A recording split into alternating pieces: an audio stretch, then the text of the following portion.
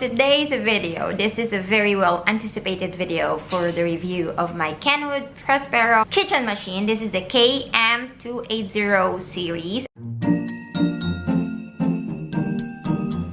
Hi guys, welcome back to my channel. So my name is April. Please make sure that you do subscribe to our channel and hit the notification button so you don't miss any of my videos. I did an unboxing video in 2017, so this machine has been with us for the past 3 years, and so far I'm gonna tackle everything in this video: the pros, the cons, the parts, and the additional attachments that you can also buy. So without further ado, let's get started. So let's start with the parts, and I think this is the basic model. It does have a few certain attachments. So in the box, it came with a blender. This is a plastic blender, and this one can be attached on top. Also, it has the stainless one, and if you can see, the head is really good, you know, like it's very wide. The steel attachment, of course, and it comes in here. Also, it comes with a beater. This one normally I'd use it for egg beating or mixing flour. And also you'd have the dough hook. This is the dough hook. It has a rubber attachment on top of it, so you can put this before you attach it. I think this goes to here, yeah. So you can put it here before you attach it. And this is the mixing bowl. If you can see, it's fairly large. It says it's a 4.3 liter capacity, but actually I tried a liquid whipping cream. It was 1 liter and it was almost full. And this is the lid cover.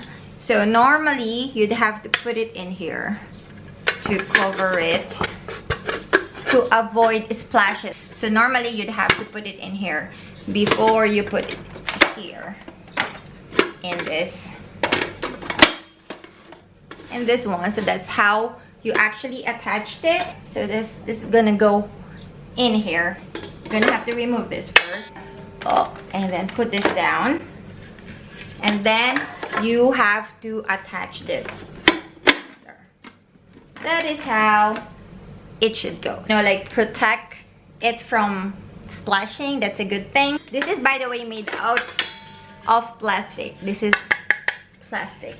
So let's talk about other parts of this machine. Okay, so this is how the machine looks like. Look, the word Kenwood has tarnished already because it's been a long time. So I'm just gonna remove it. To remove it, you need to press this one so you can release this part. Okay, you cannot force it. So that's the lock. So just let's remove the attachment. Same thing with the other attachments. That's how you do it. Okay, so this one, how you remove it, just rotate it. There's a lock, so you lock it in place. You rotate it to release it, and then you can lock it like this. Okay, so let's just remove that too. Now, this one is really important. You have to make sure that you press it so you can turn it up and down. So let's talk about the top part. In this top part, you can see that there are certain attachments that are not included in here. So and it shows where you can put them. Take off the lid and you put it. Okay, and then this one, you see this one, you need to lock it, and then it shows in the side that you have this lock and unlock button. So if you want to unlock, you have to push it like so, and then you open it. So in here comes the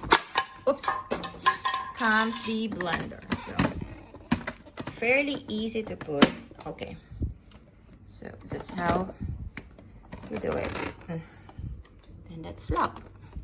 That's how you actually lock it, and it's locked already.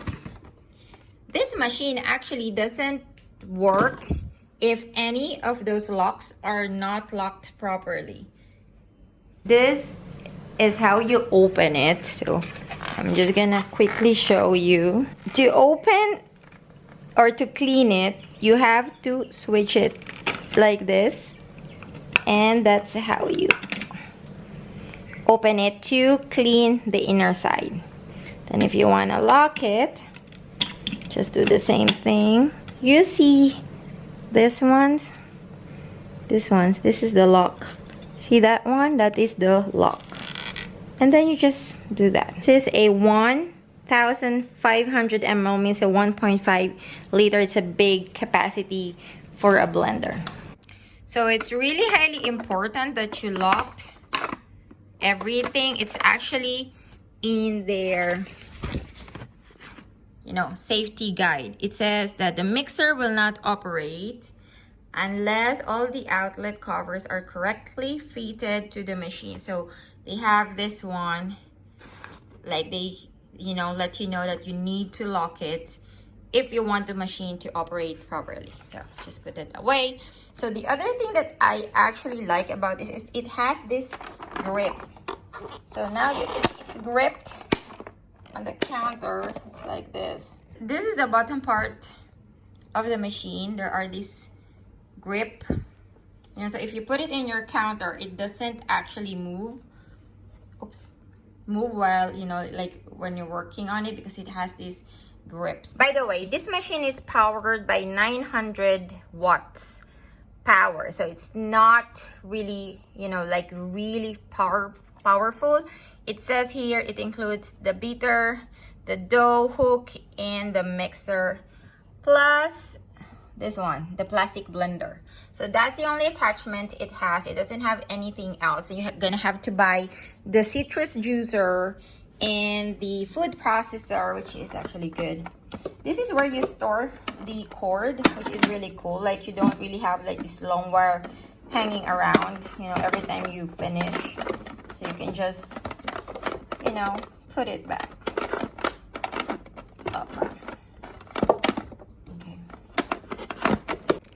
Oh, and this is the speed control. So you see here, the speed is a minimum. There is 2, 3, 4, 5, and then the max. The odd thing about the knob is that you don't like really feel, you know, like it doesn't click or anything. So it just clicks when you turn it off like that. But if you change, you don't really feel like you're really changing. I feel it's like loose or something, and I really don't like that. So that's something that actually I didn't like about this. The knob, like, I don't know, like it's doesn't feel like Kenwood, you know, Kenwood product. Like it feels really cheap, this one.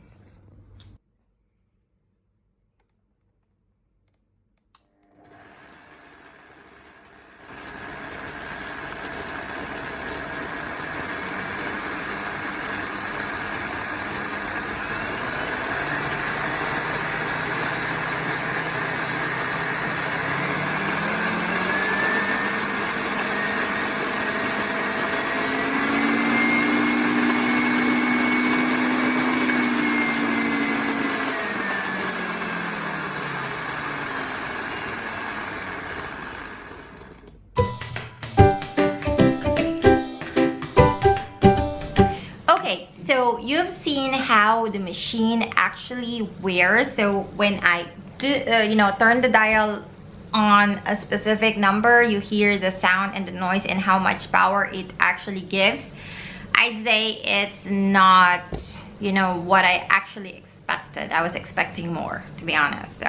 So we've done the parts with the additional attachments that you can actually buy off the market. This is the other good part, or the glass blender. So you could actually change the plastic blender into the glass blender. The food processor, I think it's a good one. So then you don't have to, you know, like to buy a separate food processor. You can just attach it in here and you don't have another machine.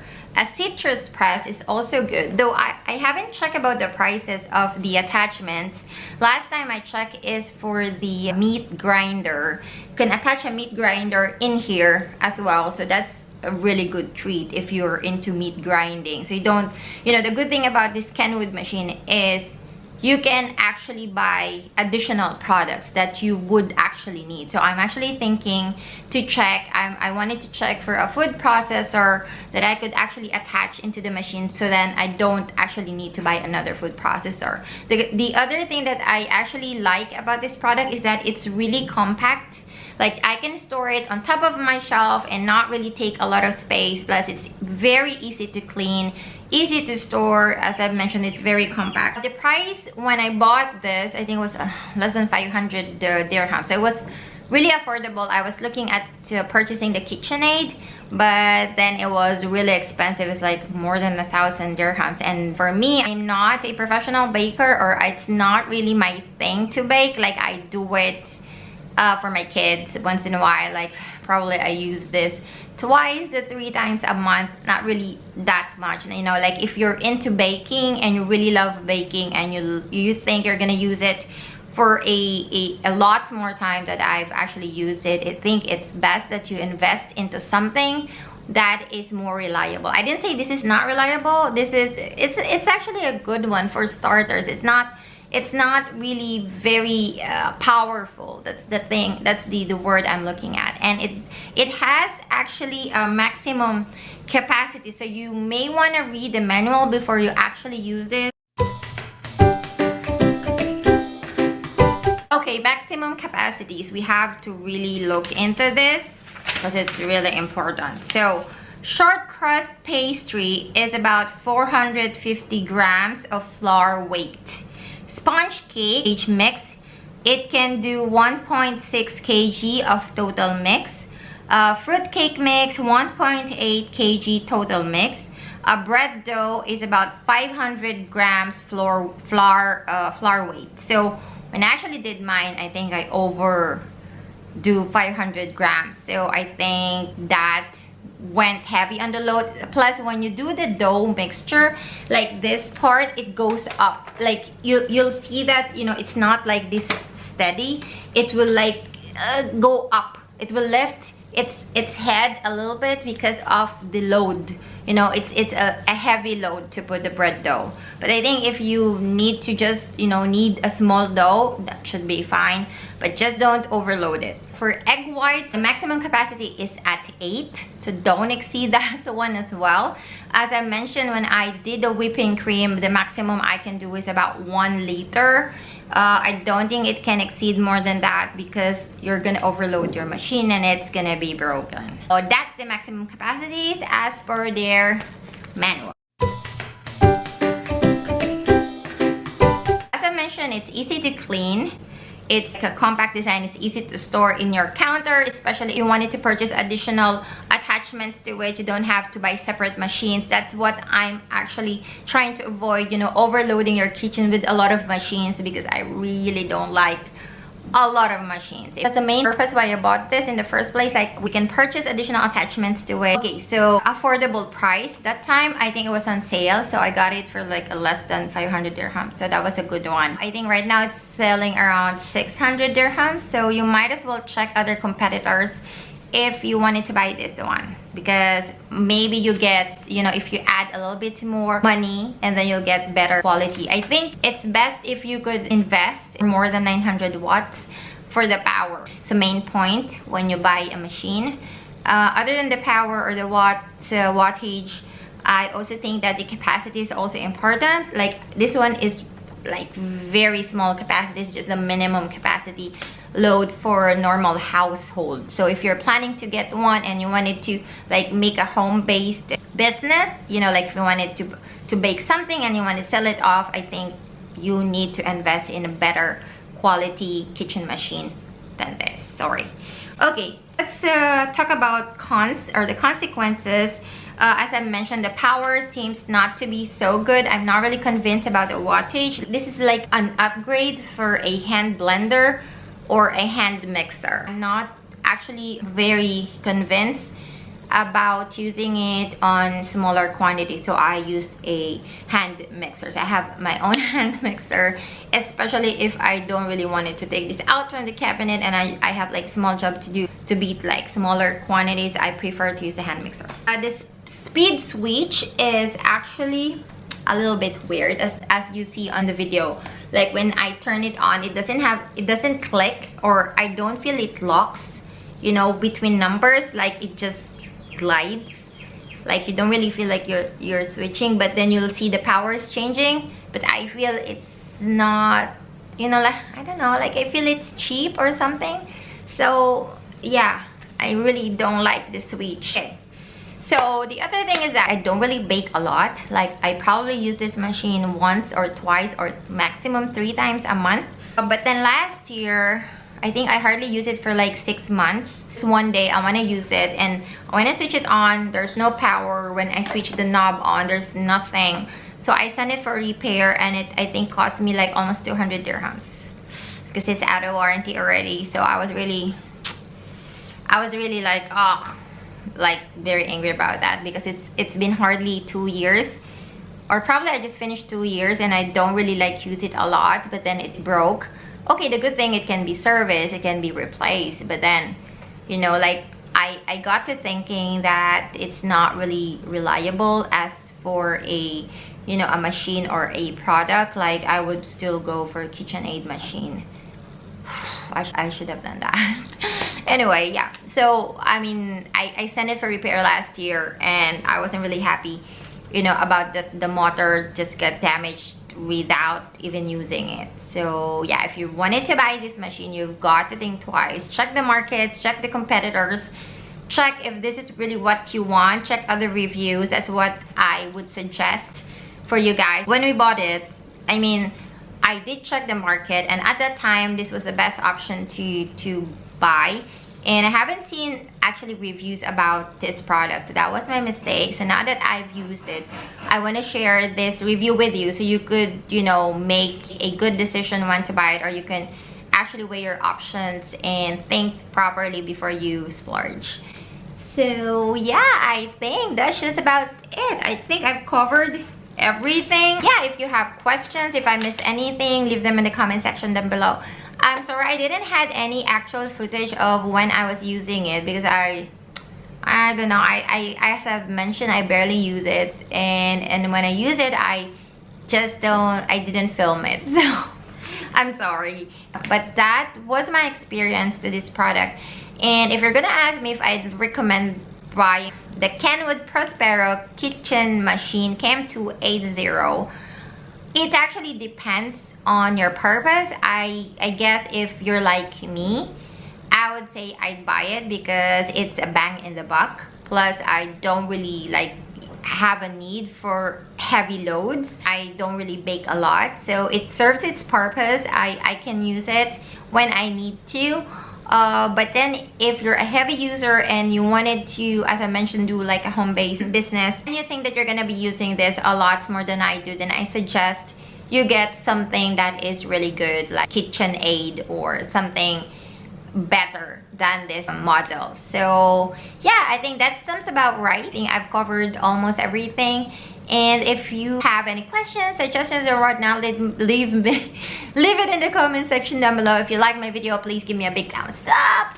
And please don't forget to subscribe to my channel. You guys are really amazing, and the subscriptions, if I see people are subscribing to my channel, that really gives me, you know, the motivation to continue filming videos for you. So I guess I'll see you in my next videos. You have a good day. Bye bye.